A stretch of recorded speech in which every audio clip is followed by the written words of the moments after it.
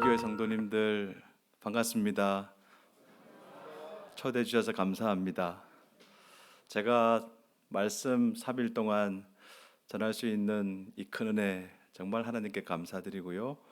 또 제가 좋아하고 존경하는 박영부 목사님, 또 옛날부터 제가 잘 알고 있었던 마리교회 강단에 설 수 있어서 얼마나 감사한지 모르겠습니다. 제가 먼저 두 가지를 여러분께 감사드리고 싶습니다. 첫째, 원래는 어제부터 화수목 이렇게 집회가 약속되어 있었지 않습니까? 근데 제 사정으로, 저희 교회 또 사정으로 수목금 이렇게 됐는데, 보통 교회 같으면 이게 허락 안 해줄 겁니다. 강사 돌려보내라 아마 할 겁니다. 그런데 넉넉한 마음으로 여러분 스케줄 다 조정하셔서 수목금으로 이렇게 함께 해주셔서 너무 감사합니다. 두 번째 감사할 것은 아마 대부분 잘 모르시겠습니다만은 몇 년 전에 제가 저희 향상교회 당회원 부부 수련회를 거창에서 했습니다. 1박 2일로. 그때 마리교회 방문했습니다. 그래서 우리 박영부 목사님과 그때 당회 도움으로 고기도 구워 먹었습니다. 마리교회 저 앞에 데크 같은 게 있던데 고기도 구워 먹고, 저 옆방에 옆에 식당인가요? 저기 당회원 부부 다 둘러앉아가지고 나누고 같이 기도하고, 향상교회를 위해서도 기도하고 또 마리교회를 위해서도 그때 간절히 기도했었습니다. 뜻깊은 마리교회에 오게 되어서 다시 한번 감사드립니다. 오늘은 마태복음 22장 34절부터 40절 본문으로 관계의 신학 이렇게 제목을 정해서 전하고 싶은데요. 관계 신학 하니까 좀 제목이 어렵습니다. 제가 덧붙이고 싶은 제목은 이겁니다. 한번 따라 할까요? 신앙생활에서 제일 중요한 것은, 이게 제목입니다. 신앙생활에서 제일 중요한 게 뭘까요? 여러분 평소에 이런 질문을 해보셨습니까? 하고 계십니까? 우리가 생활할 때도 제일 중요한 게 뭐냐에 따라 삶이 달라지지 않습니까? 신앙생활을 하는 데 있어서 제일 중요한 게 뭘까요? 왜 신앙생활을 하는가? 신앙생활하는 목표라고도 할 수 있겠고, 이것 때문에 내가 신앙생활을 하는 것이지 이유라고도 할 수 있겠죠. 신앙생활 하는데 제일 중요한 것, 이거 모르고 신앙생활 하면요, 마라톤을 뛰는데 반환점이 어딘지를 모르고 그냥 열심히 뛰는 거하고 비슷합니다. 어떤 마라톤 코스는 반환점도 없이 피니시 라인 42.19km 그 도착 지점이 있지 않습니까? 반환점 또는 도착 지점까지 그 방향, 그 목표를 향해서 달리는 겁니다. 이 방향을 모르면 1등으로 달려도 문제가 너무 많아지죠. 그죠? 방향을 알면, 목표를 알면 중간에 너무너무 힘들고 지쳐서 주저앉았을 때에도 다시 일어나서 그 방향을 향해서 걷고 뛰고 할 수 있죠. 여러분, 다시 제가 질문해 보겠습니다. 신앙생활 하는 데 있어서 제일 중요한 게 뭘까요?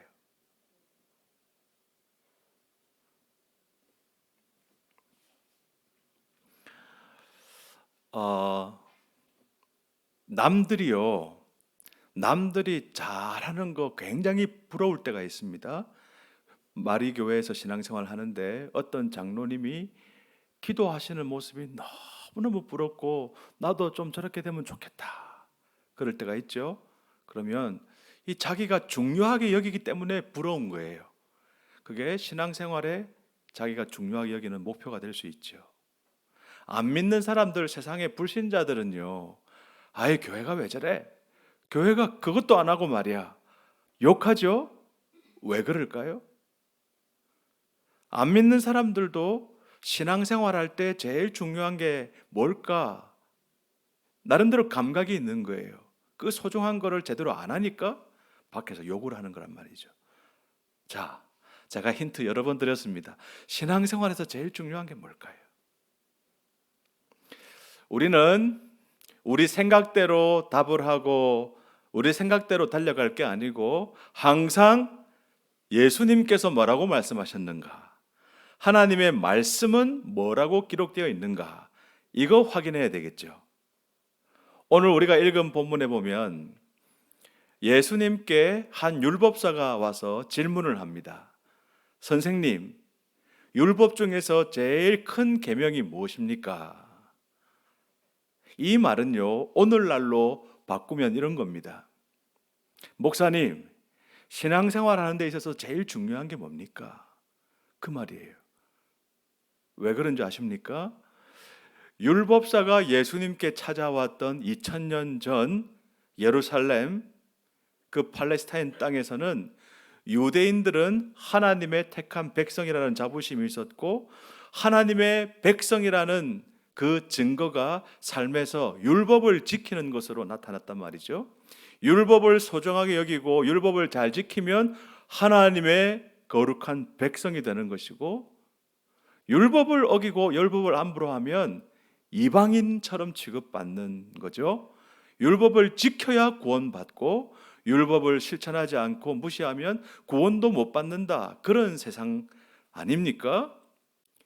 그런 세상 속에서 정치와 종교와 사회 문화가 거의 종교적인 리더십으로 똘똘 뭉쳐있는 하나님의 말씀, 하나님의 율법이 최고의 권위를 가진 그 시대에 그 율법의 최고 전문가인 율법사가 예수님께 물어본 겁니다. 선생님, 율법 중에서 가장 큰 계명이 무엇입니까? 맞죠, 그죠? 오늘날로 치면 교회 다니는 사람에게, 교회 목사님에게 기독교 신앙생활에서 제일 중요한 게 뭡니까? 이 질문입니다. 예수님은 뭐라고 답을 하셨을까요? 오늘 본문 마태복음 22장 37절부터 40절 말씀을 다 같이 한번 읽어보도록 하겠습니다. 친절하게 화면 잘 나오네요. 같이 읽겠습니다. 예수께서 이르시되 내 마음을 다하고 목숨을 다하고 뜻을 다하여 주 너의 하나님을 사랑하라 하셨으니 이것이 크고 첫째 되는 계명이요 둘째도 그와 같으니 내 이웃을 내 자신같이 사랑하라 하셨으니 이 두 계명이 온 율법과 선지자의 강령이니라. 자, 예수님의 대답은 뭡니까? 신앙생활에서 제일 중요한 것은 첫째, 마음과 목숨과 뜻을 다하여 하나님을 사랑하는 거죠. 그게 몇 절에 나옵니까? 37절에 예수님께서 말씀하셨죠. 또 두 번째 하나 더 있죠. 신앙생활에서 제일 중요한 것 두 번째로는 내 이웃을 내 자신같이 내 몸같이 사랑하라.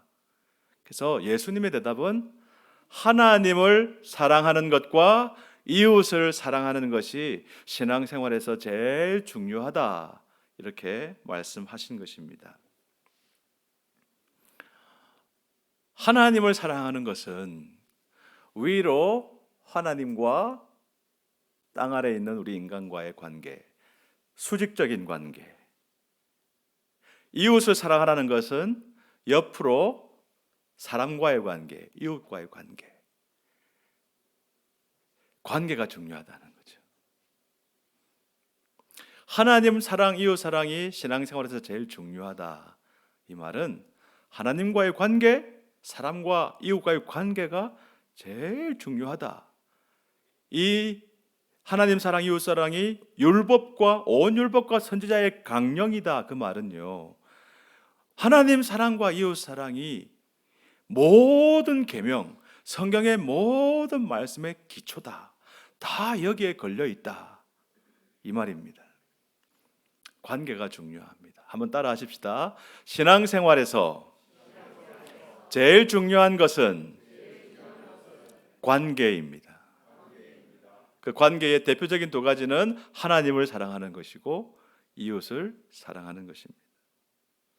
자, 여러분, 나와 사람과의 관계, 이웃과의 관계는 뭘 결정할까요?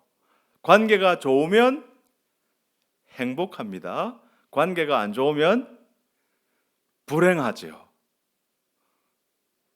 여기 혹시 부부가 앉아 계십니까?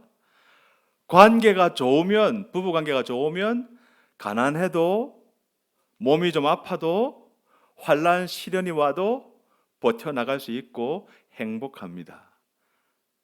근데 건강도 있고 돈도 있고 시련도 없고 모든 게 다 갖춰져 있지만 관계가 안 좋으면 그건 불행합니다. 제가 저희 교회에서 말씀 공부할 때 이런 질문을 한번 해본 적이 있습니다.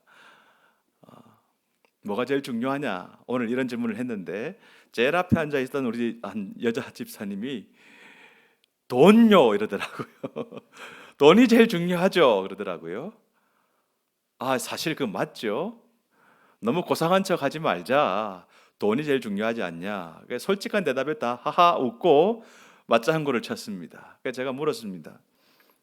집사님, 사실 우리 맞는 말이죠. 근데 돈이 얼마쯤 있으면 행복하겠습니까? 물었더니 2천만 원요 그러더라고요.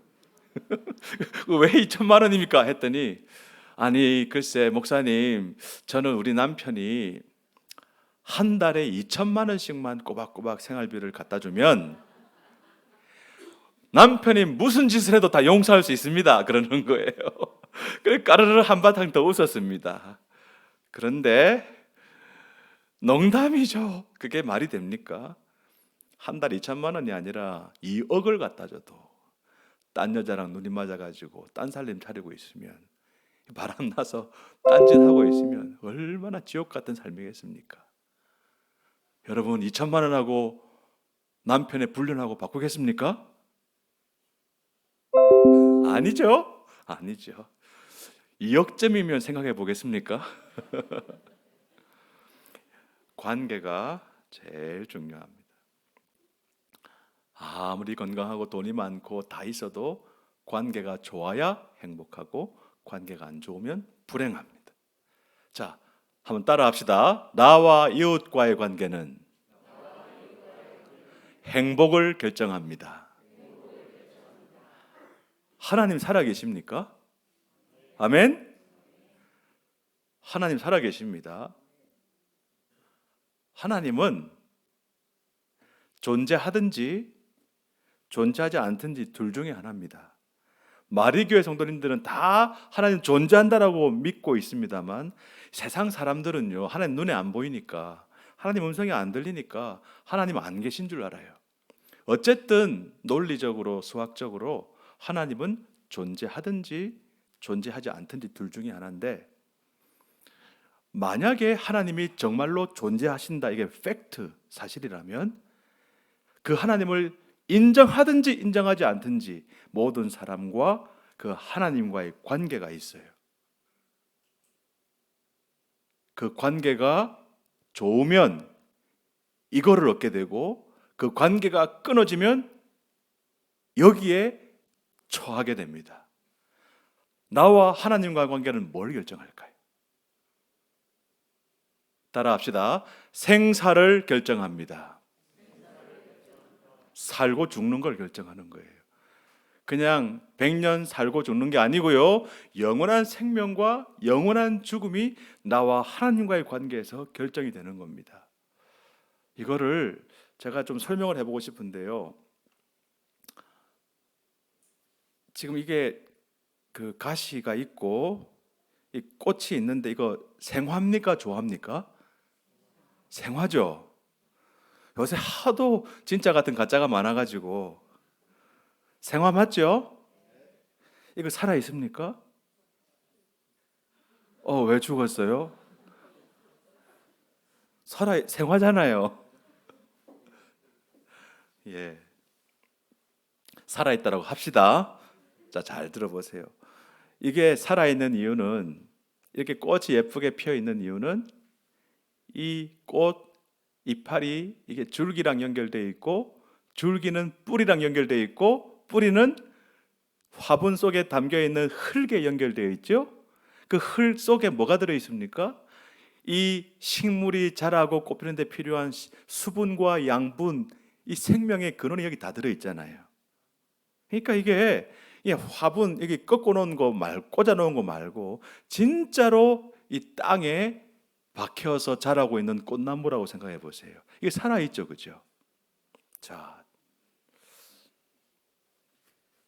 꽃 좋아하시는 분들 시험 들지 마시기 바랍니다. 저도 참 마음이 아픕니다. 해도 괜찮습니다.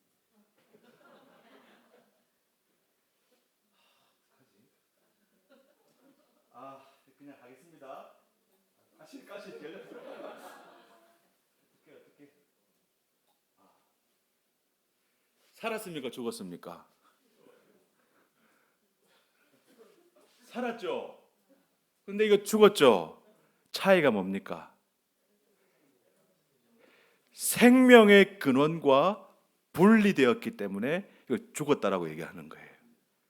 마찬가지로 하나님은 존재하든지 존재하지 않든지 둘 중에 하나인데, 하나님이 정말로 존재하신다는 게 사실이라면 세상 사람들이 하나님을 믿고 안 믿고와 상관없이 하나님과 관계가 연결되어 있으면 살아있는 것이고 영원히 생명을 얻게 된 것이고, 하나님과의 관계가 끊어지면 죽은 거예요. 화려한 꽃처럼 보인다 할지라도 관계가 끊어져 있으면 죽은 거예요. 그래서 나와 하나님과의 관계가 뭘 결정한다? 생사를 결정합니다. 미국의 캘리포니아의 산호세라고 하는 예쁜 동네가 있다고 합니다. 거기에서 실제로 일어났던 일입니다. 여러분 옛날에 혼수품 장만하고 할 때 VCR 기억하십니까? 비디오 테이프 틀어가지고 그 재생시키는 거 있잖아요. 탱크 같이 생긴 거. 그거 몇십만 원 할 때 혼수품으로 막 장만하고 집집마다 그거 있으면 텔레비 연결해가지고 뭐 영웅 본색 이런 거 보고 그랬지 않습니까? 그 시절입니다. 그 시절에 미국 산호세 한 동네에 그냥 평범한 부부가 사는 작은 집이 있었는데, 이 부부가 낮에 이제 영화를 보러 갔다 온 거예요. 영화 한 서너 시간 보고 이제 집에 왔는데, 집에 글쎄 도둑이 들었어요. VCR을 훔쳐갔어요. 그리고 안방에 가보니까 폐물도 몇 개 훔쳐간 거예요.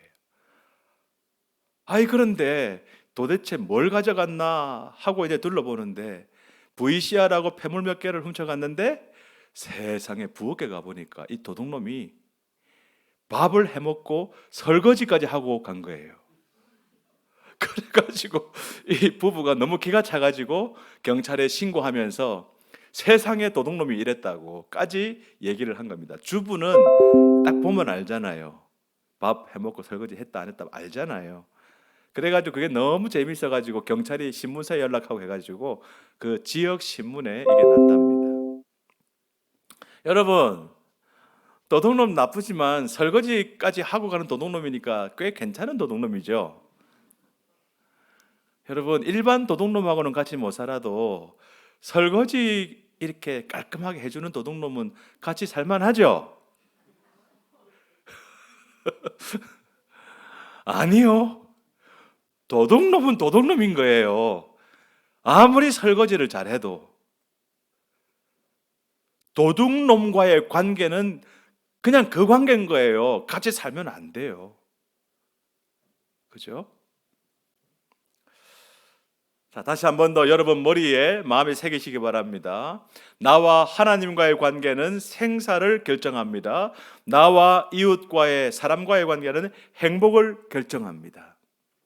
자, 그러면 이제 두 번째 질문하겠습니다. 신앙생활에서 제일 중요한 게 이 두 가지 관계가 중요하다 그랬는데, 둘 중에서는 뭐가 더 중요할까요? 하나님을 사랑하는 거, 하나님과의 관계가 더 중요할까요? 사람을 사랑하는 거, 이웃과의 관계가 더 중요할까요? 우리는 항상 성경을 보고 주님이 뭐라고 말씀하셨나, 하나님이 뭘 얘기하셨나를 확인해야 되겠죠. 그게 우리 신앙생활입니다. 자, 볼까요? 몇 절에 나옵니까?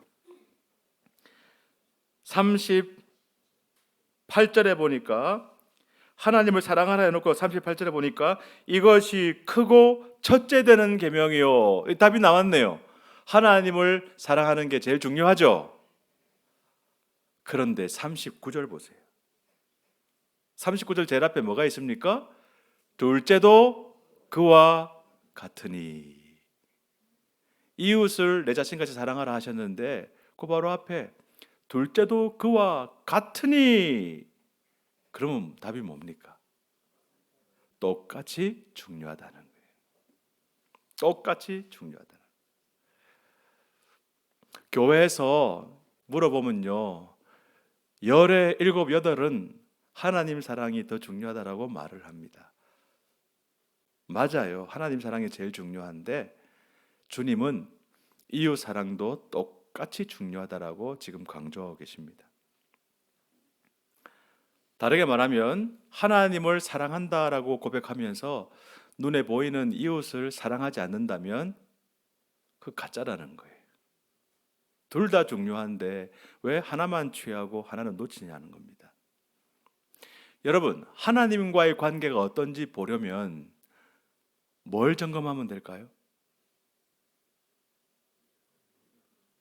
여러분, 신앙생활을 잘 하는지 잘 못하는지를 보려면 뭘 보면 될까요? 예배당 안에서 예배드리는 모습, 기도하는 모습, 교회 봉사하는 모습, 이렇게 3일 동안 집회할 때 어떻게 하는가, 이런 모습을 보면 하나님을 얼마나 사랑하는지 조금 이렇게 보이잖아요. 근데 그걸로 알 수 있을까요? 아니요. 눈에 보이지 않는 하나님과의 관계, 그거 정말 쏟기 쉬워요. 예배당 안에서 교회 안에서 어떻게 하는지만 보면요, 우리는 정말 서로 잘 속일 수 있고 잘 쏙습니다. 진짜 점검해 보려면 교회 울타리 바깥에 나가서 직장에서 관계가 어떤지, 가정에서 남편과 아내의 관계, 부모와 자녀의 관계가, 형제 자매하고의 관계가 어떤지, 학교에서 학생들과 선생님과의 관계가 어떤지, 동네에서 이웃집 사람과 관계가 어떤지, 그거를 보면 하나님과의 관계가 어떤지 알 수 있습니다. 왜요? 둘 다 똑같이 중요하기 때문에.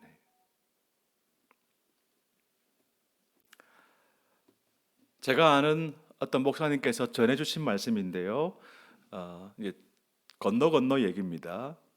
목회를 하다 보면 목회가 술술술 잘 풀릴 때도 있지만 열심히 하는데도 참 목회가 안 될 때가 있지 않습니까?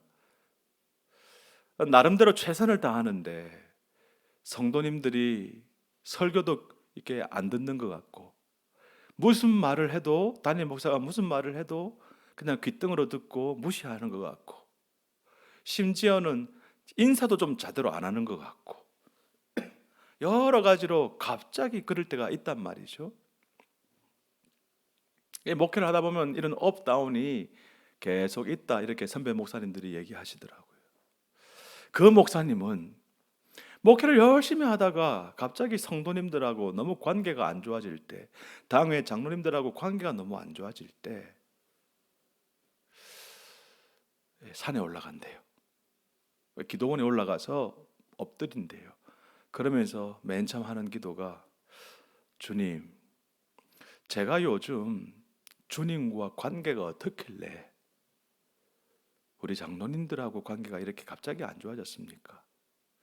주님, 제가 요즘 주님과 관계가 어떻길래 우리 성도님들하고 관계가 이렇게 갑자기 안 좋아졌습니까? 이렇게 물어본다는 거예요.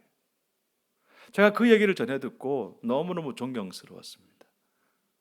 나도 따라해야 되겠다 싶더라고요. 여러분은 어떠십니까? 코로나 3년을 지나면서 저 수도권과 마찬가지로 우리 거창에 계시는 분들도, 여기 마리 동네에 계시는 분들도 다 어려운 시간들을 겪으셨죠? 영적 침체가 바로 이런 거구나, 아마 다 겪지 않았을까 싶습니다. 여러분과 지금 하나님과의 관계가 어떠십니까? 궁금하십니까? 그러면 지금 여러분이 이웃하고 어떻게 지내고 있는지를 보면 된다는 거예요. 하늘에 계신 하나님과의 관계는 땅에 있는 이웃과의 관계에서 표현되는 것입니다. 자, 이런 내용들 중심으로 해서 마태복음 22장 37절 말씀 우리 한 번 더 읽어보도록 하겠습니다. 37절 다 같이 예수께서 이르시되 내 마음을 다하고 목숨을 다하고 뜻을 다하여 주 너의 하나님을 사랑하라 하셨으니. 자, 보세요. 여러분이 이 말씀을 처음 듣는다 생각하고 마음을 열고 한번 딱 들어보세요. 지금 주께서 말씀하십니다. 너는 너의 마음을 다하고 너의 목숨을 다하고 너의 뜻을 다하여 주 너의 하나님을 사랑하라. 주께서 이렇게 지금 말씀하셨다고 생각해 보세요. 기분이 어떠십니까? 그냥 너 나를 사랑해라, 나 하나님 사랑해라 하시지 않고 너의 마음을 다해서 사랑하고 너의 목숨을 다해서 너의 뜻을 다해서 사랑해라 라고 하신다면 느낌이 어떠십니까? 가능합니까? 마음과 목숨과 뜻을 다 하나님께 바치면 나는 뭐가 남습니까? 그리고 그게 가능합니까?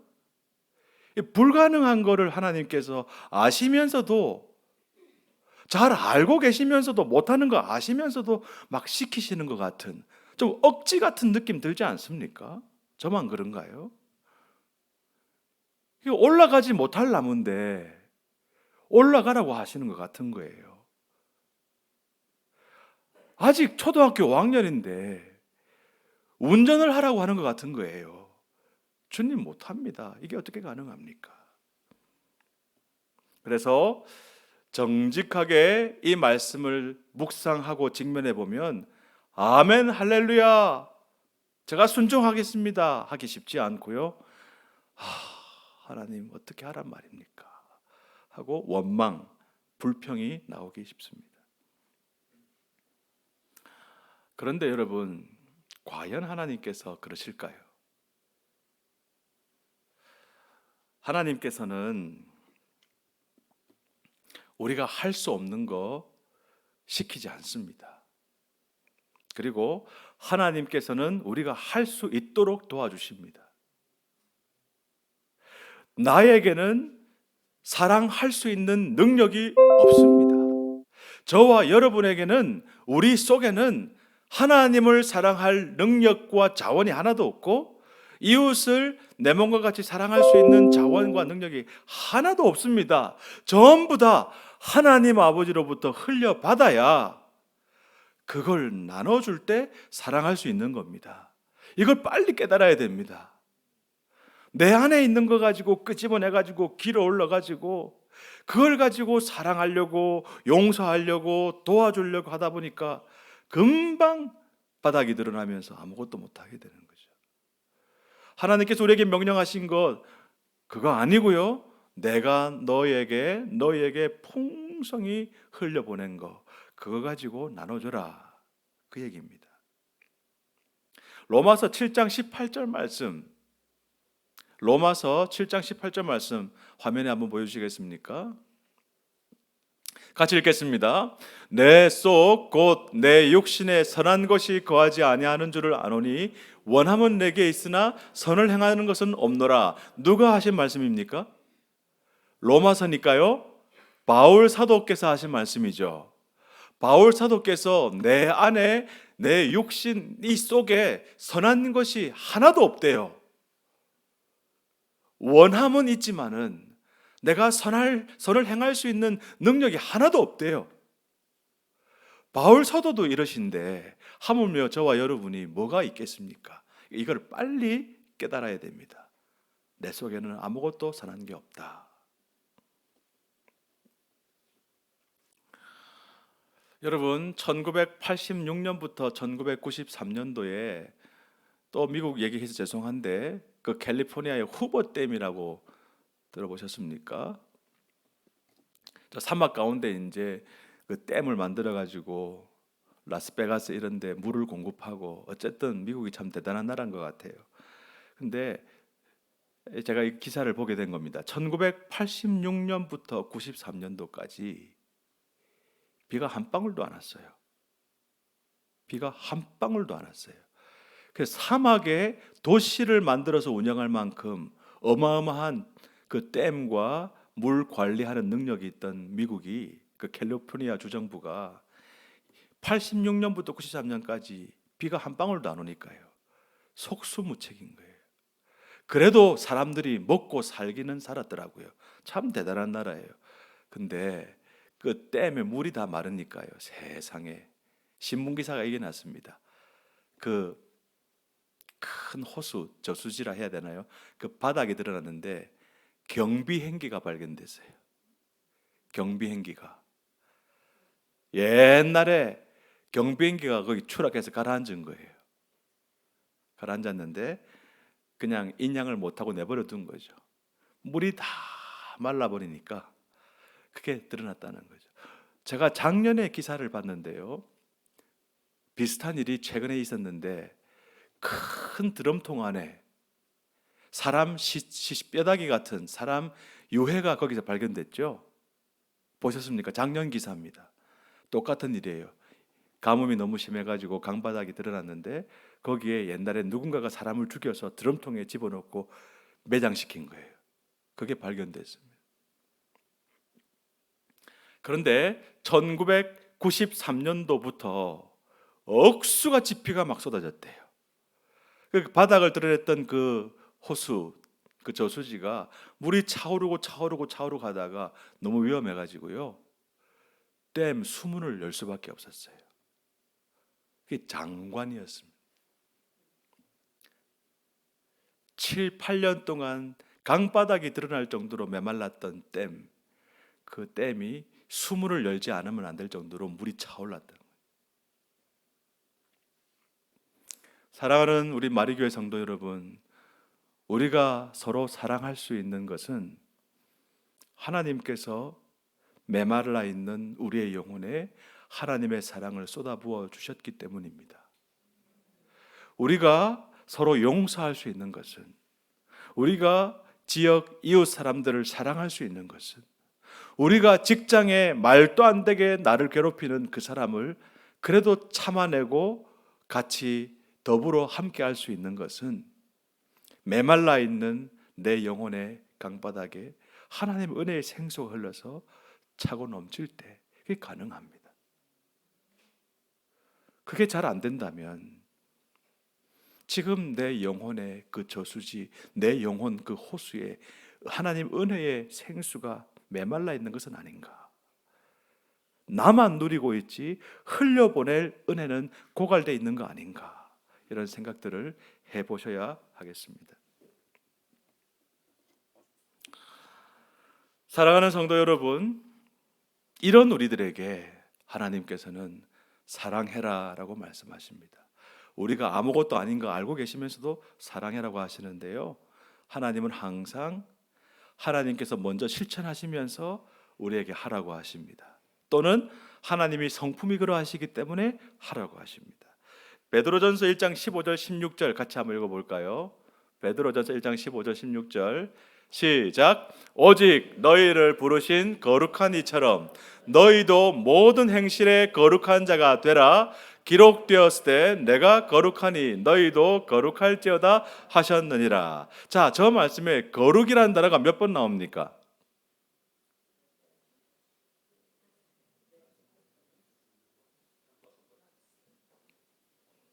다섯 번이라고 말씀하신 분, 우리 강도사님이 5번을 하셨습니까? 아닙니까?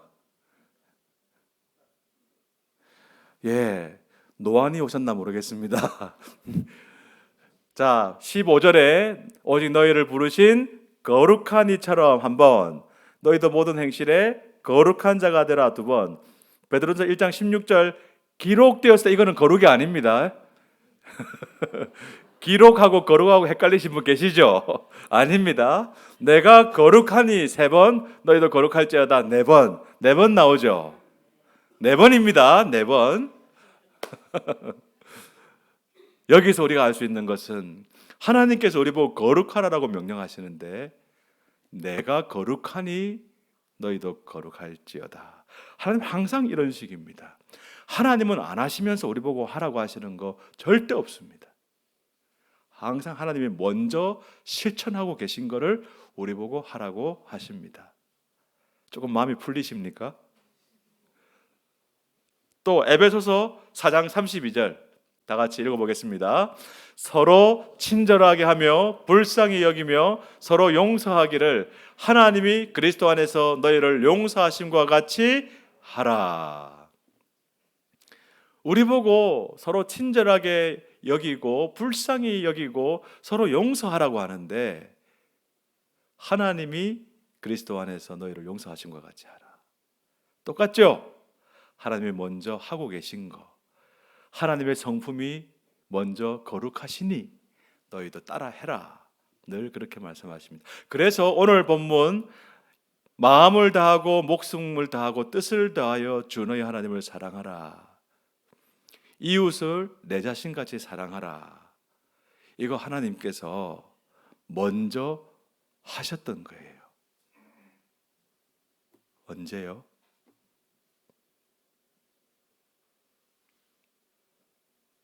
그것 때문에 여기 가시 꼽아놓은 거 아닙니까? 하나님께서 마음과 목숨과 뜻을 다하여 저와 여러분 한 사람 한 사람을 사랑해 주시기 위해서 당신의 아들을 십자가에 못 박았습니다. 하나님께서 저와 여러분 한 사람 한 사람을 하나님 자신인 것처럼 사랑해 주시기 위해서 하나님이 십자가를 지시고 우리 대신에 희생당하셨습니다. 우리가 달려야 될 십자가에 예수 그리스도께서 대신 달리셨습니다. 왜요? 우리와 하나님 자신을 똑같이 여기셨기 때문에 내 이웃을 내 자신같이 사랑하라. 여러분, 신앙생활 제일 중요한 것은 하나님과의 관계, 하나님을 사랑하는 거, 이웃과의 관계, 이웃을 사랑하는 거라 그랬죠. 이거요 평생 잊어버리지 않는 방법이 하나 있습니다. 이 뒤에 십자가가 혹시 있습니까? 여기 있네. 십자가를 보십시오. 이야, 마리교회 십자가 정말 무슨 예술 작품 같습니다. 정말 예쁘고 의미가 있어 보입니다. 저 십자가를 보십시오. 신앙생활 잘 하시려면 십자가를 놓치지 말아야 됩니다. 십자가를 보실 때마다 위로 수직적으로 나와 하나님과의 관계, 옆으로 나와 이웃과의 관계, 나와 이웃과의 관계가 행복을 결정한다. 나와 하나님과의 관계가 생사를 결정한다. 그 핵심 말씀이 마태복음 22장 37절에서 40절에 나와 있습니다. 하나님을 사랑하자, 이웃을 사랑하자. 그런데 이거 하나님께서 먼저 실천하셨어요. 십자가에서. 여러분 평생 십자가를 놓치지 마시기 바랍니다. 관계 속에서 예수 그리스도를 십자가를 경험하시기를 바랍니다. 그럼에도 불구하고 마지막으로 목사님 잘 알겠습니다. 잘 알고 있습니다. 근데도 이렇게 잘 안 되는데 어떡합니까? 이렇게 잘 안 되는 것도 자꾸 하라고 하면 너무 부담되고 싫습니다. 그런 마음들도 우리 안에 있는 것 같아요. 제가 겪었던 이야기 하나 말씀드리고 좀 기도하는 시간 가지면 좋겠습니다. 저는 향상교회에서 부목사로 부교역자로 생활하다가 사역하다가 나중에 이제 담임 목사가 되었습니다. 참 하나님의 은혜인데요. 그 전에 저희 교회는 부목사들도 풀타임 6년 사역을 하면 6개월 안식월을 이렇게 선물로 주었습니다. 6년 동안 열심히 사역했으니 쉬기도 하고 자기 개발도 좀 하라고 그렇게 은혜를 베풀어 주셨어요. 그래서 제가 2011년도에 6개월 안식월을 가지게 되었습니다. 그때 제 아들이 7살, 제 딸이 5살, 아주 어릴 때입니다. 뭘 할까 하다가 제주도에 내려갔습니다. 거기 열방대학이라고 있는데 거기서 DTS라고 하는 예수 제자 학교 훈련을 받았습니다. 3개월 동안 12과목 제자 훈련을 받고요. 그 다음에는 2개월 내지 3개월 정도 해외 국내로 아울리치를 나갑니다. 그래서 교실 강의와 현장 실습이 함께 어우러져 가지고 수료하게 되는데, 제가 거기서 저희 가족이 다 함께 훈련 받다가 이제 베트남과 캄보디아 팀에 결정이 되었습니다. 배속이 되었습니다. 그리고 제가 유일한 목사였기 때문에 어떻게 하다가 팀 리더가 되었습니다. 3개월 강의를 마치고 한 대여섯 가정이 함께 24명이 함께 팀을 이루어 가지고 베트남 캄보디아로 떠났습니다. 돌아와서 또 훈련을 국내 지역에서 파주 지역에서 또 한 달 했는데, 그렇게 하는 중에 큰 사건이 하나 벌어졌습니다. 훈련 받을 때는 매일마다 아침 9시부터 1시간 동안 중보기도 하는 시간을 가집니다. 중보기도 하면서 하나님, 오늘 우리가 어디에서 어떤 사역을 할까요? 하고 하나님의 음성을 듣는 훈련을 하는데, 그 기도를 하다가 싸움이 났습니다. 여러분, 기도하다가 싸워봤습니까? 그냥 싸우는 거는 그냥 보통 싸우지만요, 기도하다가 싸우면 하나님 나라 전쟁이 됩니다. 우리 팀에 제일 연장자 어른이 계셨는데 군에서 고급 장교로 평생토록 나라 위해서 헌신하다가 전역한, 그리고 교회에서는 장로로 평생 봉사하다가 은퇴하시고 장로, 은퇴 장로 신분으로 인생을 더 의미 있게 살아야 되겠다 훈련받으러 오신 거예요. 70 가까이 되신 분이셨습니다. 우리 팀의 제일 막내 자매가 아이가 3명 있는 새댁은 아니죠, 엄마였는데 33살 먹은 엄마였습니다. 그 장로님과 이 자매님이 싸움이 붙은 거예요. 자세한 얘기는 다 못하겠습니다. 기도하다가요 싸움이 벌어졌는데, 처음에는 옥신각신하다가 나중에는 험한 말이 와갔습니다. 그 자매가 목사님 딸이었거든요. 그 장로님이 분을 참지 못하고 목사 딸이 무슨 이 모양이야 하고 막 뭐라 그랬어요. 자기 막내딸보다 어린 딸 같으니. 그랬더니 이 목사 따님께서 장로면 다야? 하고 받아버린 거예요. 상상이 안 되시죠? 있을 수가 없는 일이죠. 제가 두 눈으로 목격했습니다. 그래가지고 대판 싸우기 시작하는데요, 한참 있다가 장로님이 벌떡 일어나셨습니다. 짐을 싸셨습니다. 그리고 나가시면서 잘 있으시오. 나는 이런 팀과 더 이상 훈련을 같이 못하겠어. 그 다음 말씀이, 내 평생 나라를 위해서 헌신했고 교회를 위해서 장로로 헌신했고 내가 명예에 살고 명예에 죽는 사람인데 내가 이런 모욕적인 대우를 받고 나는 이 팀과 더 이상 같이 할 수 없습니다 하고 나가버리셨어요. 쫓아나갔습니다. 팀원들 다 따라왔습니다. 큰 길가인데 차가 오가는데 위험하잖아요. 짐을 뺏고 짐 가지고 들어가라 그러고, 제가 팀 리더였으니까 이 장로님을 붙잡고, 장로님 참으십시오. 참으십시오. 딸 같은, 막내 딸 같은 자매 아닙니까? 참으십시오. 도저히 안 되는 거예요. 실갱이를 하다가 저 길 끝에 벤치가 있어가지고 모시고 갔습니다. 가실 때 가시더라도 좀 고정하시고 진정하시고 제 말씀 좀 들어보십시오 하고 한 20분 30분 정도 설득을 하기 시작했습니다. DTS 때는요 계급장 다 뗍니다. 그리고 이게 무슨 계급입니까? 그냥 직분이고 역할의 분담이죠. 목사, 장로, 집사 다 없습니다. 형제님, 자매님입니다. 제가 그 어른에게 형제님, 그 어른도 저에게 형제님 하다가 그 순간에는 안 되겠다 싶어가지고 장로님 그랬어요. 장로님 제발 좀 고정하십시오. 장로님도 저보고 김 목사님 한 30분 얘기를 하는데 싹 가라앉으시는 거예요. 아, 됐다. 우리 장로님이 목사 말이라고 그래 들어주시는구나 했는데, 다 했습니까? 예, 다 했습니다. 일어나시더라고요. 안녕히 계시오 하고 가시는 거예요. 그때 제가 맥이 탁 끊어지면서, 주님, 저 더 이상 못하겠습니다. 이 팀이 이렇게 깨져도 주님 탓이고 저 잘 모르겠습니다 할 만큼 했습니다. 딱 이러는 찰나에 제 마음에 오늘이 무슨 날이니? 제가 귀로 들은 거 아닙니다. 제 마음에 든 생각인데 성령께서 말씀하시는 것 같았어요. 오늘이 무슨 날이니? 갑작스러운 그 말에, 예? 오늘이 무슨 날이라니요? 지금 이 상황에서 오늘이 무슨 날이냐니까. 그제서야 제가 정신을 바짝 차렸습니다. 그리고 보니까 오늘이, 그날이 고난주간의 금요일 날이었어요.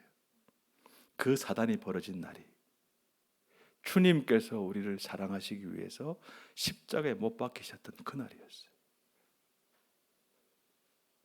오늘이 그날입니까, 주님? 그 후에 마지막으로 제 마음에 성령께서 이렇게 말씀하셨습니다. 내 아들에게, 저 장로에게 들은 그대로 다시 전해라. 그런 마음을 주셔서 가시는 장로님 붙잡고, 장로님 마지막으로 한 말씀만 들어주십시오. 오늘이 무슨 날입니까? 장로님도 가다가 갑자기 뜬금없는 말에 에? 하고 보시는데, 주께서 장로님에게 이렇게 말씀하시는 것 같습니다. 물어보시는 것 같습니다. 오늘이 무슨 날이냐고요. 그제서야 장로님이 오늘이 하다가 그날인 것을 확인하시고 긴 한숨을 푹 내쉬면서 하늘로 고개를 올려다 보시면서 한참을 계시는 거예요. 옆에서 가만히 있었습니다. 근데 그 장로님 눈에서 눈물이 쭉 흘러내려요. 주님, 오늘이 그날입니까? 한참을 우신 다음에 저를 보시더니 갑시다. 저 아무 말도 못하고 그냥 따라갔어요. 팀원들 다 불러 모아놓고 그 어른께서 90도로 허리를 숙여서 절을 하시면서, 이 늙은이가 주책을 부려서 죄송합니다. 저를 용서해 주십시오. 제가 너무너무 잘못했습니다. 저를 용서해 주십시오. 그래가지고 우리 팀이 깨지지 않고 훈련을 마무리할 수가 있었어요. 그 막내딸 같은 33살 자매한테도 장로님이 이 못난 장로, 못난 늙은이를 용서하십시오. 용서를 빌었습니다. 사랑하는 마리교회 성도 여러분, 우리 안에는 누군가를 사랑하고 누군가를 용서하고 누군가를 보듬고 품고 갈 능력이 없습니다. 우리 모두 착각하지 맙시다. 저도 여러분도 우리 안에는 선한 것이 아무것도 없습니다.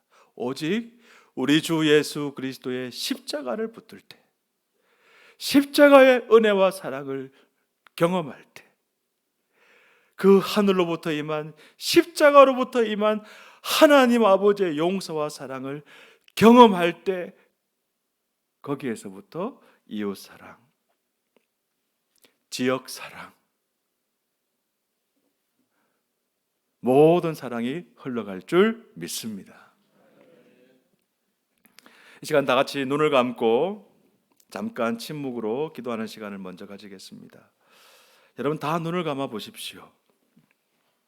그리고 하나님께 조용히 침묵하시면서, 하나님, 제가 오늘 우리 마리교회 말씀 사경의 첫째 날 관계의 신학, 신앙생활에서 제일 중요한 게 뭔가, 이 말씀을 이제 들었는데요. 하나님, 제가 오늘 한 가지 뭘 배우기를 원하십니까? 하나님, 제가 마리교회 성도로서, 교회 집사, 장로, 권사로서, 목사로서 무엇을 하나 배우기를 원하십니까? 하나님, 제가 직장에서, 우리 가정에서, 우리 동네에서 제가 새롭게 무엇을 실천하기를 원하십니까? 성령께 여쭤보시기 바랍니다. 성령 하나님, 제가 무엇을 새롭게 배우고 결단하기를 원하십니까? 너무 많은 거 여러 개를 결단하려고 하면 흐지부지돼서 아무것도 못합니다. 한 가지 성령님 말씀해 주십시오. 순종하겠습니다. 우리 1분 동안 침묵하면서 하나님의 음성을 먼저 듣도록 하겠습니다.